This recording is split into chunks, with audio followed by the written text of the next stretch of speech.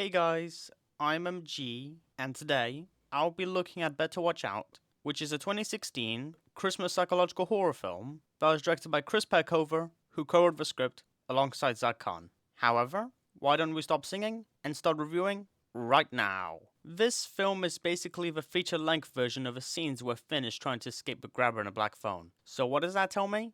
It tells me that I flimming love this movie. It does have a couple of minor issues, with the main one being the parents, since they are quite bland, and they are the only characters that I don't really care about. It was pretty nice to see Virginia Madsen and Patrick Warburton play these characters, and I did like both of their performances, but these characters are really nothing special. There were a handful of plot holes here and there that might not seem important, but do make the experience a little worse. Like, I don't think Luke's entire plan makes fully sense, since there were a couple of moments that made it seem luck-based. And like I said in Credit 3, I'm not a huge fan of luck-based plans. Like, how did Luke know that Ricky was going to come in the house? And if he didn't, what would he do about it?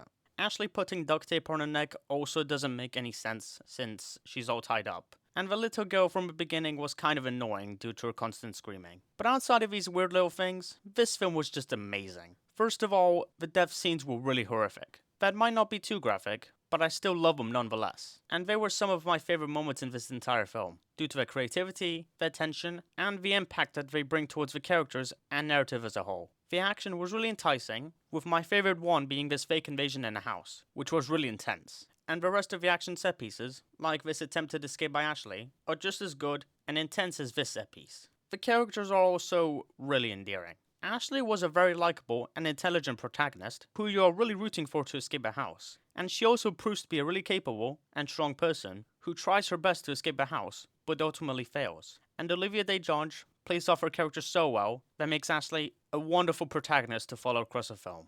Luke is legitimately a really scary villain, not only because of Lexi Miller's sinister performance, but also because he has a very smart plan, always knows how to get out of situations, and is just all around a very menacing antagonist. Garrett was surprisingly really engaging, and I love how he isn't an all-out bad person, as he does deeply regret helping Luke, but feels obligated to, since he thinks that they're best friends. But when he realizes that Luke is just using him, he actually tries to help Ashley escape, but then gets murdered by Luke, which is just the most shocking thing ever. And Ed Oxenbould was really natural in his acting. I also really like Ricky for some reason. I don't know why, but I'm also rooting for him to hopefully escape the house. And Alex McKick's strong performance only makes me root for his character even more, with a really neat Home Alone-like death scene that works really well in the context of the story. And the reference doesn't feel forced at all, so great stuff. Jeremy was surprisingly pretty funny, with a really creative death scene, funny lines, and humorous acting from Dacre Montgomery. The music was really tense, with it having a perfect balance of horror and comedy